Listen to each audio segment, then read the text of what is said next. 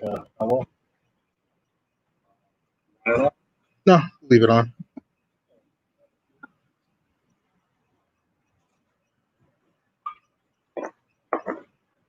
All right, we're live. My towel around my neck. We are streaming live from Champs Boxing Club. Yes. Hey, how are you? Good to see you as well. Streaming live from Champs Boxing with head coach and owner Ryan O'Leary. So this is a special edition of Quarantine Cocktails, and since it's hot as hell in the gym today, and it's Taco Tuesday, I know you like it. We're gonna go ahead and we're gonna make a little margarita for you. Excellent. I want to give a shout out to my man Jack from Bushmills for the Champs Boxing inspired glasses. I knew Ryan would like that one. I love it, man. So go ahead and get those up. So traditional margarita, we're going to use a 1 ounce of dry curacao. Put 2 in, so I'm making one for Ryan and myself. And we're going to do 3/4 of an ounce of lime juice. As you hear the bell and hitting in the background, got a few guys getting ready for a few things. Ryan will get him into that a little more.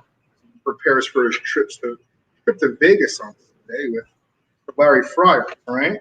Yeah, so we're heading out Sunday. I got my, we're fighting on a top-ranked card. We are the underdog, a live underdog.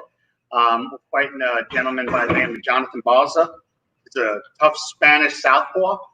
My boxer, Larry Fryers, really rugged kid, 11-2 record, really strong, good technical boxer. He has a lot of heart, a lot of will. He fights a heck of a lot like his hero, Mickey Ward. We're heading out there Sunday morning. When we get there, we'll have to test for COVID. We had to test already prior to getting on the plane. So we'll test again once we land. And then we're going to test again after the weigh-in. So they're taking all precautions. Once we get there, we're actually going to we're going to the MGM Grand. And you have to stay on one floor. We're going to be in one hotel room, not leaving the floor. They allow us out for 1 hour to go to one special room to work out in. And that's it. We're fighting Tuesday night, ESPN, 8 o'clock. And we're ready to go. Larry's in great shape. He's lethal Larry Fryers. He is a great animal. What I love the most about Larry is his complete will and belief in himself. That's super important for boxing. You know, if you really truly believe that you're going to be a winner, you usually come out with the win, and he believes it. He will take on anybody. They're always giving him tough opponents. This particular guy is, I think he's 13-0, like I said before, and Larry didn't even think twice. They offered it to him, and he said, "Yep, let's go." All he's thinking about is another opportunity. He wins this one, and he gets bigger and better fights each time. And he always says that he's in it for a short time and a good time, not a long time and a tough time. So I really admire the kid. He's a hard worker. He never misses a day, and we should be doing okay. Good. Guys, that Larry's in the digital speakeasy. He comes in as hot as he does in the fights as he does the digital speakeasy. Oh, yeah? Because Larry came in a little bit late. He had a little trouble with technology and winding on. He dropped a few Irish F-bombs. Yeah, well, the F-bombs in Ireland are a little bit different. They use that in regular language. I think they say it at church. And it was so romantic. So cheers, Brian. Yeah, let's cheers, man. Thank you. Action. Let's see if it's any good. Salute. Yeah, it's strong, but fantastic. And I'm not a big drinker, folks. It's just because it's so hot out. Got Irish Ryan O'Leary. also got a little bit of Wyoming whiskey here today, along with Partida Reposado, because Larry's actually going to be wearing Wyoming on his trunks. So that's super exciting. Yeah, yeah, he is. Larry's, he's a crowd pleaser. He has a massive crowd following. He has a bunch of different sponsors. It should be noted that Larry is sober. That's a lifestyle choice for himself.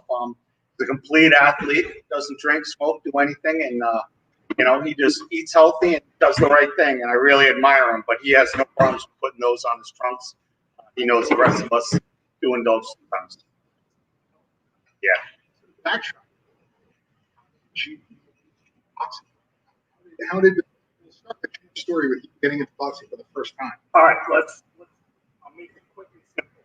I was a normal kid that got picked on when I was a young kid. My mother taught me how to fight, believe it or not. I was probably in first or second grade. My mother told me, she said, Ryan, no one at your age punches in the face. So if you throw one punch in the face, you'll be remembered. Because at that time, it's just push and shove. And I did it. I got a big reaction. And after that, it led to a life of fighting. And I was fighting a lot because I enjoyed it so much. Somebody suggested a boxing gym. I went there when I was a very young kid. That was the Cage Teen Center in White Plains. Charlie Caserta was my coach. And Kid Sharkey was the assistant coach. And we had Herschel Jacobs in there. And then later in life, I trained with Floyd Patterson, former heavyweight champ. I stayed with him for a year. And I trained with Maynard Stovall, who was the legendary coach from the Bronx who trained Dennis. So I was in the boxing gym since I was probably about 11, 12 years old. And I don't know if I've been outside of a boxing gym for more than a couple of days my whole entire life. I had my first boxer that I trained when I was 20 years old. Went into the Golden Gloves, a kid by the name of Declan Riley. And then from then on, I was a coach and a boxer. And I stopped boxing when I realized that, I was taking a lot more punches than I should. Look, I could have been better. I'm not going to knock it. I just had fun out there. I like to go in and get in the ring, but I could have trained harder. I was more of a wise guy at the time. But I've been a coach now. Let's see, it's 28 years I've been a coach. Multiple Golden Glove champs, a couple of national champions, undefeated pros, a couple of kids who fought for the world title. We've had a good history.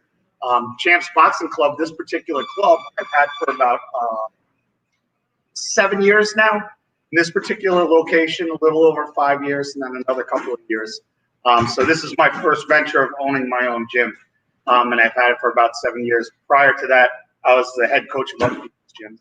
And this gym is fantastic, located in New Rochelle, New York.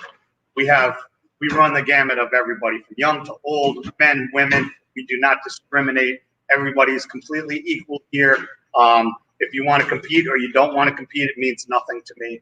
We have about 45 active amateurs and probably about a dozen pros. And the rest of the people are just here for the workout. And we'll all work out right alongside each other. They all get equal attention. Just good vibes, good people, man. And Tommy's one of our best here. Yeah. It's like I literally just knocked off 8 of my questions without one response, which I appreciate it. But people understand boxing. People understand sport. People really understand a boxing gym.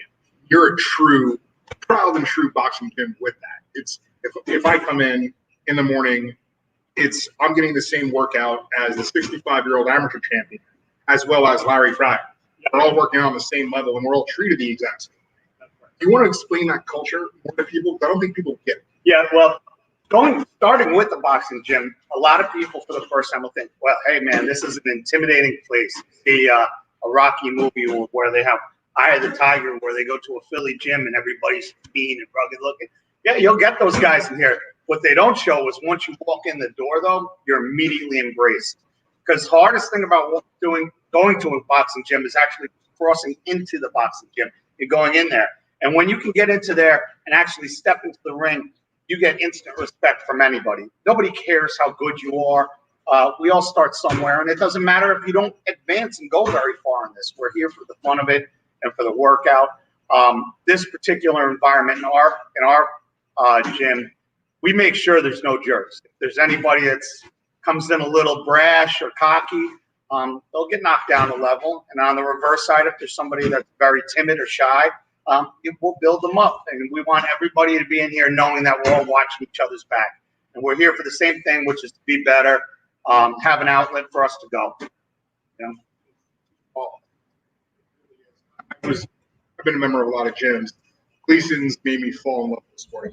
I was there for a very long time. When I left Gleason's, I was trying to look for that gym, look for that camaraderie and that sense of love. And going to several gyms, I finally found it, and you have laid out you laid out a structure that's phenomenal, and it's great for anybody. If you want to try boxing for the first time and you're in the Bronx, you're in New Rochelle, you're anywhere in Westchester, please come on down. Mine is open to everybody, and what's going on in the world right now. I've been talking about hospitality and bars and restaurants and all that, but one of my first quarantine cocktails, I also called that Champs. I missed my second home. I missed here, and this is an industry that's been stumped completely by COVID-19. We've been devastated. In Westchester, there's 4 phases of opening. Phase 1 was the simple opening where you could go to grocery stores and do this type of thing, wearing the masks. I'm not going to go through all the phases, but the bottom line is gyms are phase 4, which is the last phase. Currently, Westchester just opened today, phase 3, which is restaurants with 50% occupancy, nail salons, barbers, that type of thing. Playgrounds are open. Everything's open except for the gym. This place is needed for a lot of people. There's a lot of kids back out on the streets. They're calling me every day and they want to get in here. And I have to do the right thing by the city and by the state and make sure that we're all safe so this thing doesn't progress again. Look, COVID-19 in my lifetime was the worst, made 2020 the worst possible year I've ever had.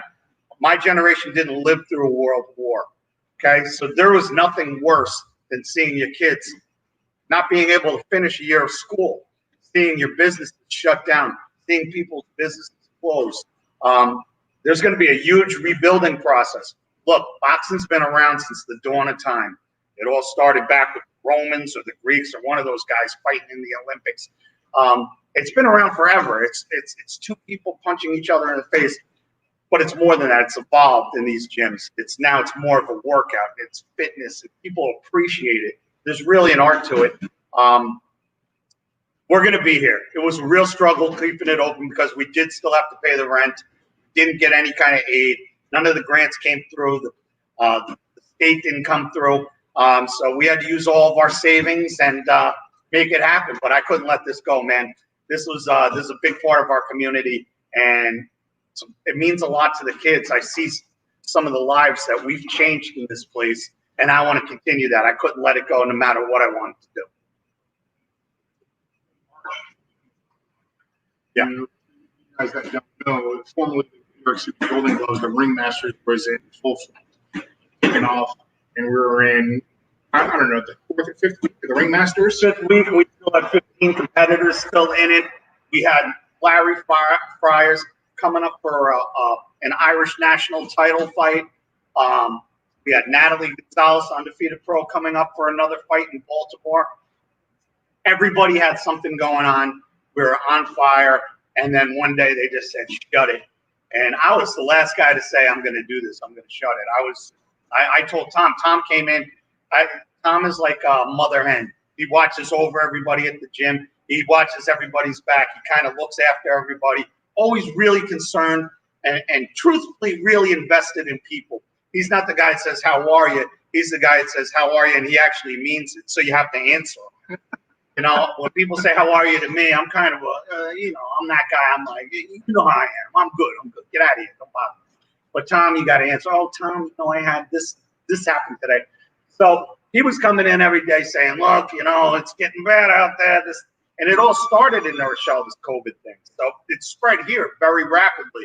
And I got onto him. I said, Tom, don't say another word about this COVID. I said, I'm a club. I'm not a gym. I don't have to close.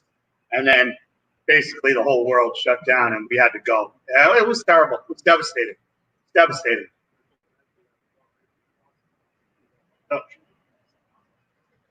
Yeah, I mean, we're on a path right now where it's coming back around. The boxing is happening. Top Rank is leading the charge with pro boxing right now. It's every Tuesday and Thursday night on ESPN. 8 o'clock, they're fighting out of Las Vegas, MGM Grand. They're usually showing only about 4 or 5 fights. And those are all the fights that are on the card. They're all televised. It's all big names. It's a really good outlet to watch. And the other guys are starting to follow slowly. But as we can see, some of the other states are still making mistakes. And this COVID thing is still spreading a little bit. We have to be careful. But as of now, this is working for us. And we should be thankful we have that at least. And we they are being with New York native Mikel Espera. He wasn't able to fight last Thursday. Main event, Mikel Espera. A couple of my guys fought him in the amateurs, and he whipped their butts. He's a fantastic fighter. He's fighting in the main event against Jose Pedraza, and somebody in Mikel's camp, the management, ended up on his second test becoming positive, and they had to cancel the whole main event. And what they're doing is pushing it back 2 weeks. Turns out that the first 4 events of the Top Rank show, at least one person has had COVID on each one, been tested, which I'm not questioning because you never want to question that. It's always for the safety of everybody, but I don't know. It just seems odd to me that this is happening. It really is something doesn't seem right to me. I think they need to test them twice. Seems like there's a bunch of false positives because a female who was headlining a couple weeks prior, an Olympian, Michaela Mayer, also tested positive, but it turns out when she went home, she wasn't positive. She tested negative. So I don't know if they're doing a different kind of testing there. I got tested again today. I'm waiting for my results, but I'm sure I'm fine. I was tested last week, so should be good. But they got to follow protocol, and I'm all with it. Yeah, safety first. But since they're fighting so often and having these shows so often, they can actually take these fights and just move them a couple of weeks forward and keep everybody safe. After UFC, part of Mexico was amazing. And I thought that they were practicing heavy protocols in Vegas. In Mexico, the film teams in hazmat suits. You saw Julio Cesar Chavez Sr. in that boarded up like little It's wild. I mean, thank God, sports are back. Right? My sport's back, boxing and MMA. Luckily, I've been saying that 2 essential things on planet Earth were agreed upon in Florida and in New York, that pro wrestling and alcohol were essential. Yeah. So I got my pro wrestling kick, and I'm glad boxing. You know, you got to look at it. We have to be really thankful. I mean, look at the baseball and basketball. I mean, these guys are struggling for decisions. College football, you know, they're all struggling to see what they're going to do. The baseball thing's a travesty because that could, I think, easily be enforced.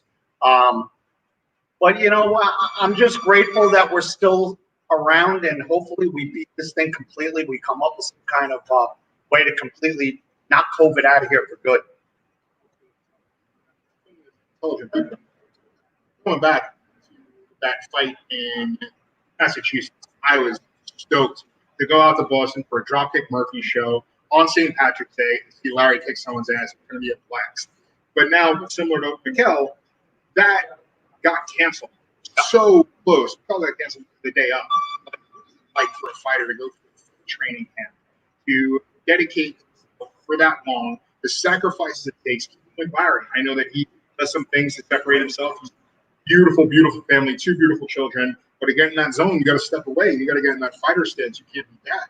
What's it like to sacrifice all of that and then not get the payday, which you financially and mentally? Well, everybody reacts to it. Most people take it very hard.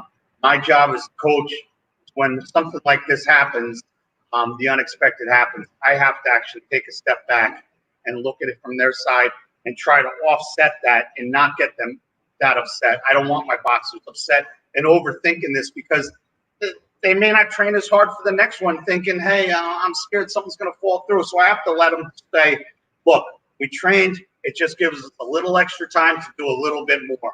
Now we're going to train a little bit harder. It's a blessing in disguise. We got more time to train. Yeah, that was tough for Larry because Larry was fighting a guy we've been trying to get for a while, Ray Moylett, Irish national champ, top dog in the amateurs. Ray is a fantastic fighter. He fights out of Boston. He is an Irish-based guy, but he fights out of Boston. Fights on these Dropkick Murphy's cards, Murphy's box. And Larry is like the perfect foil for him. They have been talking back and forth for a long time. This is actually the 3rd time that this fight fell through. One time was an injury. The 2nd time, Moylett's passport got pulled for some reason or other. And this one was like the best. If we were fighting on St. Patrick's Day on a Dropkick Murphy show. If you don't know who they are, look them up and listen to them. They're freaking fantastic. And we were fighting on their show, the concert in the background. It would have been wild. And then the day before, we got the news. And I told Larry, I said, look, just stay in shape because you know what? You're going to be the guy that's going to be asked for once this thing opens up again. Number one, he'll take any fight. He doesn't argue. He's going to show up on weight, and he will come to fight every single time. You will get your money's worth. This kid will come forward. He will try to kick your ass. Doesn't matter what you do to him. He's going to get up, and he's going to stay with you till the end of the fight, which I think most of my guys are. I think we breed them out of here. They're all like that.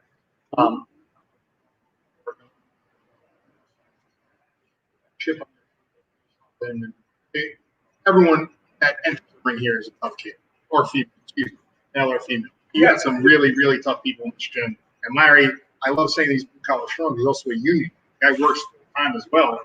And he comes on in here with his construction gear. Drop up like this. You got to see the calves on this guy. He's 140 pounds. The calves are the size of my chest.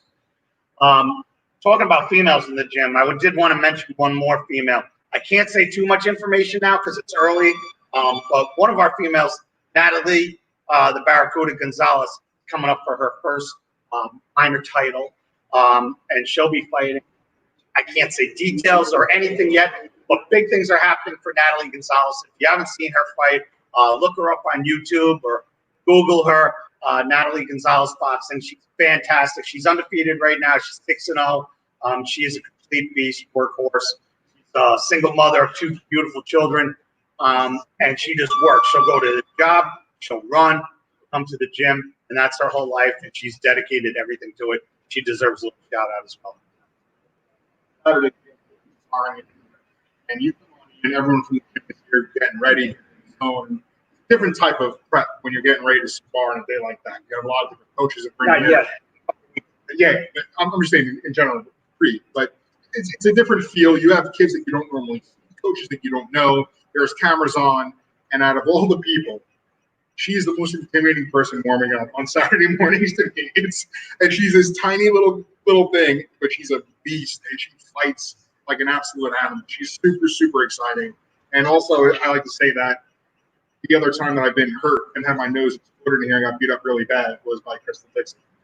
Crystal Dixon, who is another, she's a legend in New Rochelle. Hopefully the city will recognize that and get her a plaque in the Hall of Fame this year.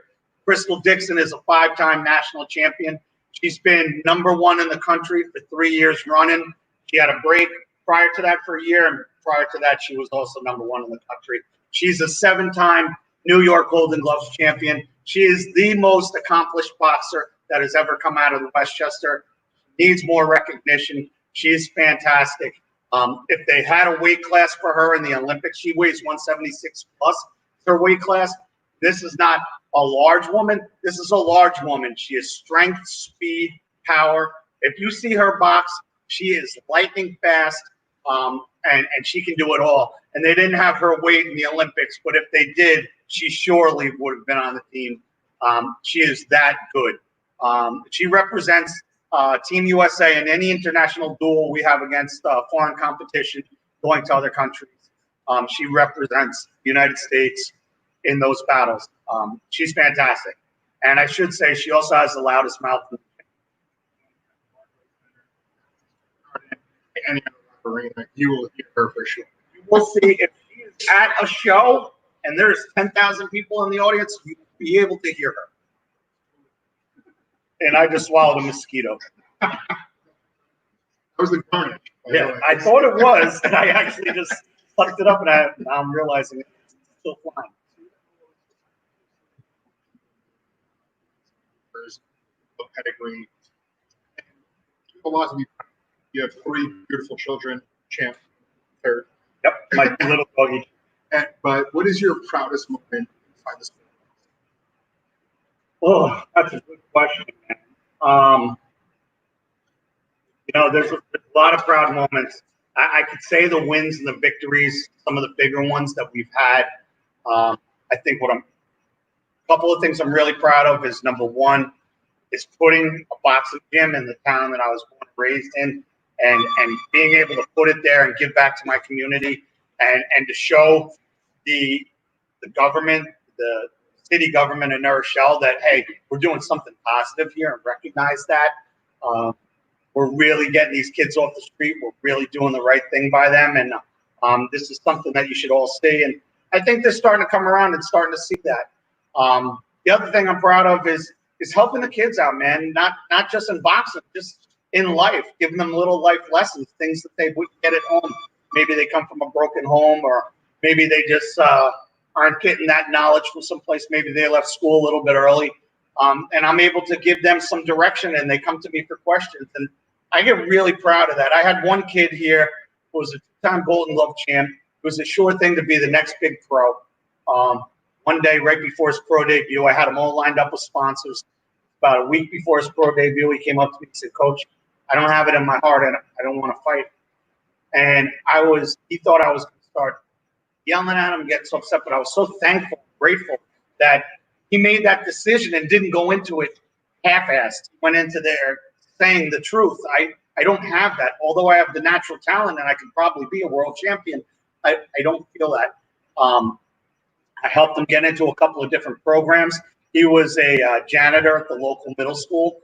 And, he was in his early 20s, kind of directionless, didn't know where he was going, very depressed.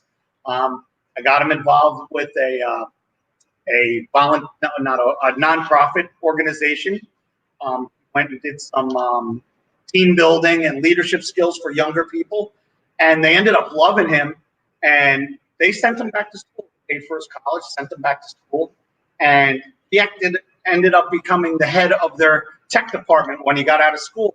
Now this kid that was going nowhere, lost out on a pro career, or I shouldn't say lost out, made the right decision not to go pro, got paid to go back to school, is now like running tech companies as like their IT guy. He's like the man building websites and doing things and making a ton of money and living life and enjoying life. And man, I couldn't be more thankful for just that.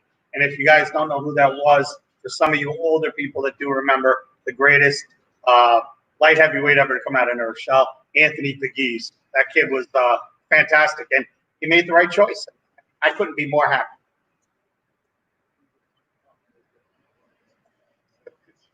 Takes a lot of guts. Amount of change, but you're going to work for it, man. If you could, I would have loved to have tried to do something on any type of level, but it's a completely different beast to be a professional fighter. And I think Matty Berglass said it best. 99% of people want to get in the ring and fight. 2% do. So you already won by stepping in the ropes. I agree with that. Even if you have one amateur fight, and Tom, I know you've had a few. I think that the stat was it's less. I got this mosquito flying around the bottom of my tongue. Less than 1% of 1/10. No, less than 1/10 of 1% of the entire human population would ever even step into it. So if you think of the millions, billions of people in this world, and then you did this one thing, I mean, it doesn't matter if you won or lost. It really, really doesn't. It doesn't matter how well you perform. The hardest thing is getting in there. That is the real guts. The guts is getting in there and stepping in there. But that's very difficult to do. I mean, that really reduces people to actually, I've seen guys look at the ring and just be like, sorry, man, this is me, I'm out, after training for 2 years.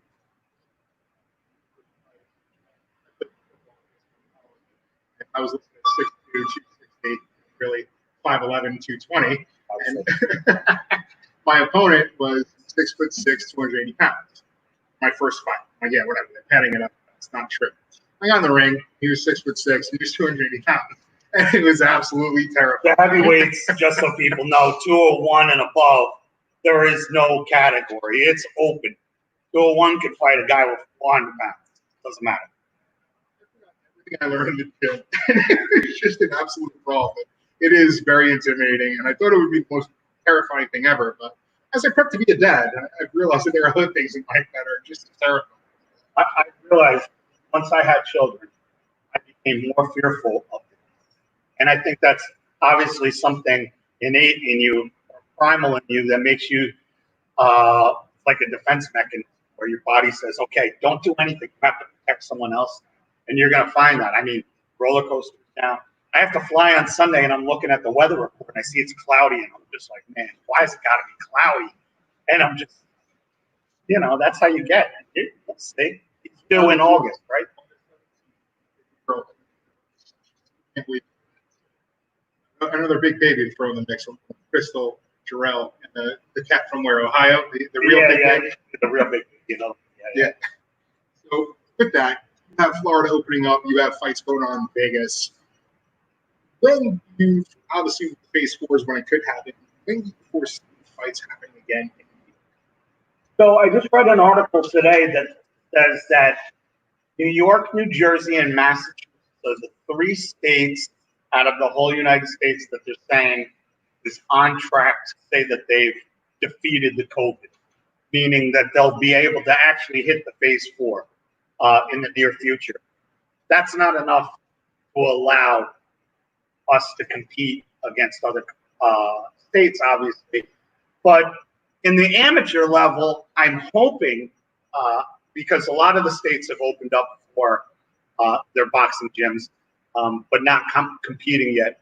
I anticipate by the end of July, we should have some amateur type program going on again. Or we I've talked to the board of directors. They are doing their best to see if they can fit it in and make it happen and push it back, maybe a different alternate version, a condensed version, or maybe bigger nights. It's really going to depend on how quickly we can get back into the ring. We have all our major tournaments coming back up, the New York Boxing Tournament, the Metros, and then we still have to finish the Ring Masters. And they want to finish the Ring Masters. I know they do, and I sure as hell do because my guys are all winning. Well, we all help each other. Really talented kids here, and kids like Giovanni that work their asses off. Like you knew were taking it home this year. My heart broke for kids like that. Knew they were going to take it home. And this tournament, for you guys that don't know about it, is a New York City Golden Gloves, a new version of it, and it's a very prestigious tournament. And it ends up finals are at Madison Square Garden at the theater, and I had the absolute pleasure of cornering with Ryan in that, Christian Carrozza. That experience was, honest to God, one of my best experiences ever. That was absolutely amazing. Epic night. Yeah. Oh my God, I was more nervous cornering than I was fighting. I know. It's crazy. I never thought it would be. And you told me that, but I hate that. I just wish that would go away. I guess that's what keeps you sharp. Absolutely. You know, going into the ring is the same way. That fear keeps you sharp. That's what Cus D'Amato used to say to Tyson. That fear is what keep you alert, keep you safe.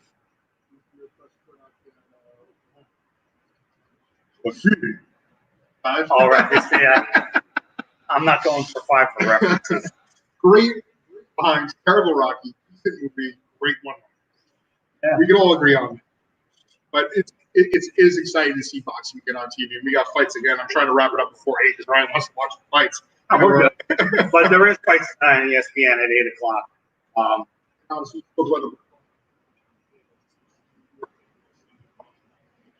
Even more, I'm sure. Even more.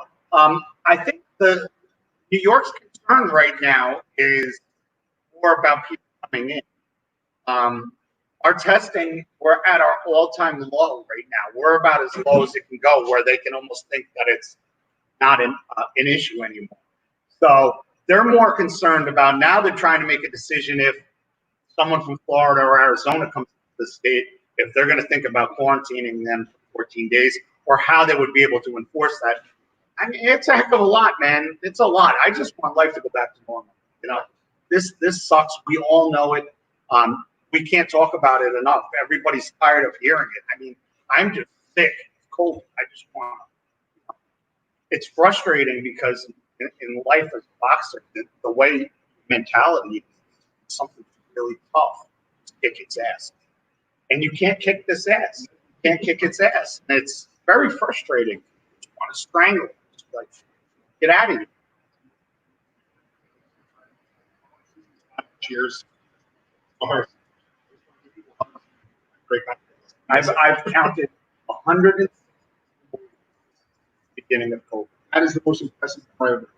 Well, for a while in the beginning, I was watching 5 movies a day. All these movies I had listed that I wanted to watch. And legal fire. I can't get me. Can't get me. You don't know where I am. Watching like you, what do you expect of your fighters when? I expect timing being off. I expect laziness. I expect people, I have these guys. I said, look, the one thing that you can do right now, there's people calling me, some of my boxers call and said, oh, coach, what can we do? I said, why don't you just run? Run more than you ever have before. Long distance, sprints, do it all. And when you come back, we will never have an issue with air again. We'll never have a problem breathing in the gym because you'll be so prepared. And now we'll just work on the technical stuff and you won't get fatigued. I don't know if they'll do that. Who knows? But I expect guys, their timing to be off. But I'm going to expect a lot of hungry guys, being hungry.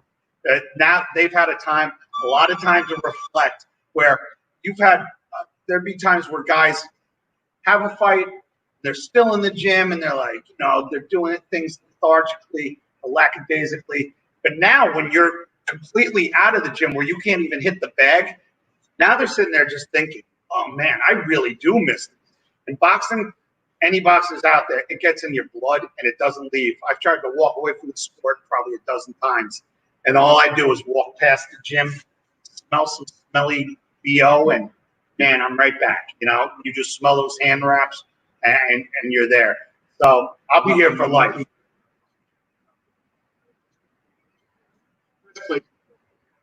Thank God, that most of the people we know, I would say, are doing well, and they haven't had any problems. Did lose some coaches and some good coaches this year, some of the best, some legends. Nelson Cuevas, who was a cutman and a coach who was very near and dear to my heart. We lost Nelson. Francisco Mendez, who owned Mendez Boxing, one of the greatest boxing gyms in New York. Just a terrific, generous, great person. Jimmy Glenn, who had the old Times Square gym. And he had, I couldn't even name how many great pros he's had. He was also a fantastic cut man. And then owned Jimmy's Corner, a bar, I think it was like 44th Street, somewhere around there. Great little boxing bar. His son is actually now not a promoter. He's an advisor and a manager. And he's doing a good job. But we lost those guys this year, and that was Right. It's wall-to-wall covered in pictures of boxers hanging out back in the day. I remember sparring at the Times Square gym when I was young, and that was like a throwback to the most evil-looking gyms ever. It smelled, and it was right over 42nd Street on the second floor. Had big windows so you could see, and that was vicious in there. It was tough times, but we lost some good guys. There were older guys. Thankfully, we haven't lost really any of the younger guys in the boxing that I know of. Yeah. So, sandwich shop. Michelle, if you're watching, my shop closed. But I had to hang out with that guy at Cito's. Actually, I would walk from our apartment in Buckslope to Barclays for every fight. You'd always see him. Cutest guy in the world. Yeah, it was a good dude. Talented man too. Honestly, look forward to specifically next Tuesday with Larry. So if no one ever watched Larry, or if no one ever saw one of your fighters, or an Irish-style fighter, or knows John Duddy or Irish, how would you define and describe Larry's fighting style and what you see from Larry Tuesday on ESPN? Larry, I love you, but the first round, you're not going to listen to anything I say. I want you to, buddy. Larry's going to come out there and try to take your head off. That's what his job, his mission is to get the guy out of there. And that's all he thinks about. He thinks about his kids, his wife, and their future. He's got a heart of a lion. He's going to come out there and look the guy in the eyes. Let's go. Let's put on a good show. Boom. And he's on. I mean, there's just no stopping him. He's just going.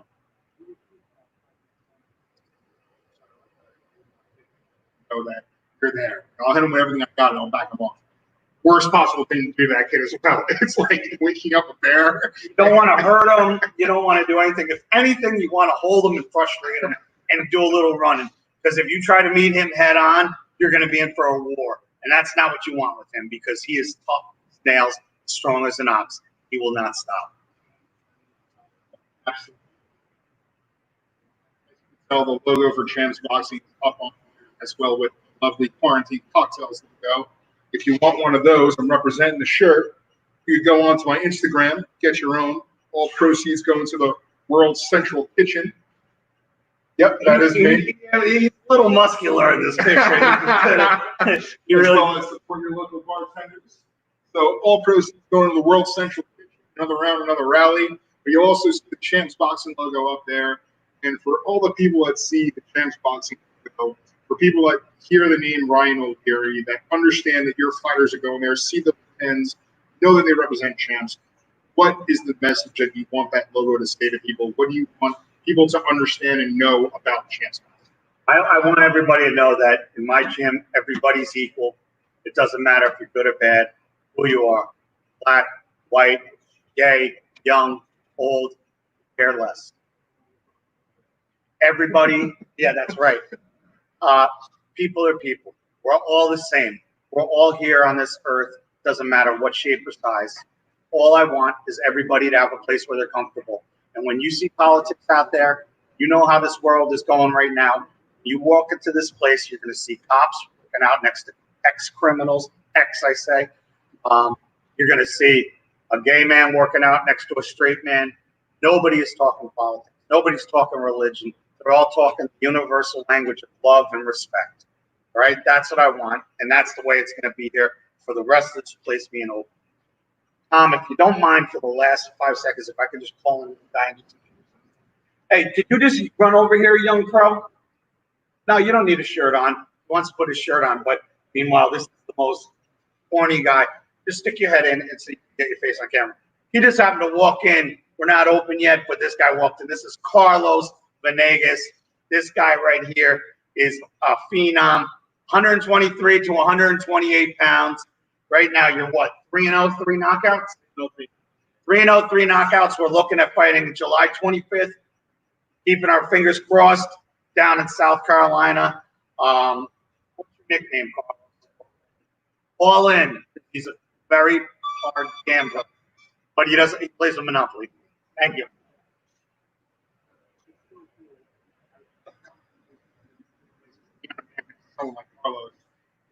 I'm a chubby guy with a hangover that's just trying to justify my reason to go home and have a fat steak. And I have this guy that's out here training his ass off next to me. It's motivating. It's fantastic. And that's also the best part about a gym like this, that you get professional training right next to you on a daily basis. All shapes and sizes. Like I said, we're all in it together. Booze isn't usually here, but on special occasions like this and St. Patrick's Day. Brian, yeah, well, the only day that we're not open, we're actually open on Christmas morning, but we're not open on St. Patrick's. That should put it in perspective. Patrick's 2 years, not this year. McLean Avenue in Yonkers. I mean, we hit every single spot all the way. This is also a drinking. Right? All right, so we hit. What we decided was to start at 11 a.m. on St. Patrick's Day on McLean Avenue in Yonkers, which is Little Ireland. Started at the top, and I would say they probably have about 30, 35 pubs right next to each other in a row. And we decided to have 1 pint of Guinness at all the way down. Once we got towards the end, we were kind of blurry. We were eating that. Curry's very popular in Ireland. I love it too, but it is odd. We had curry all over us and Guinness all over us. But it's one day out of it. The rest of the year. Obviously, our wife, she's tells them cocktails. She's at conventions. She's at concerts. Only time she's ever called me absolutely disgusting it was that day. I came home. She goes, "You're disgusting." I don't know anybody. I don't know how far I can go with this to keep my reputation, so I'll just leave you. But it was a great day, and that's why I wanted to bring the Bushmills glasses as well for the fine Irish lads, and for my man Larry Fryers, Larry, super excited to see you on Tuesday. Super, super pumped to see Wyoming Whiskey on your trunks as well. And that blue collar nature, man, that's what this whiskey's all about. This whiskey's about giving back to the community of Wyoming and showing what blue collar nature is. And that's how Larry fights. Larry fights, and he has all of Ireland behind him. He has all of the American Union workers behind him. All of New York, all of New Rochelle. He's an absolute rock star, and super, super pumped for Tuesday to see you. Anything else before we jump off the air? Next Tuesday, June 30th, 8 p.m. ESPN. Larry Fryers, Jonathan Bauza. It's going to be a barn burn. Thank you, everybody. Thanks, Tom. You guys remember, go onto my Instagram and find the site for that. Also, be sure to tune into the digital. We'll be resuming again tomorrow, every day at 5. Like and subscribe to the YouTube channel for not only Quarantine Cocktails, but the digital speakeasy. And we have a lot of cool stuff, a lot of great content, a lot of cool people talking. Stay tuned. A lot more stuff for you guys. Cheers. Thank you. Until next time.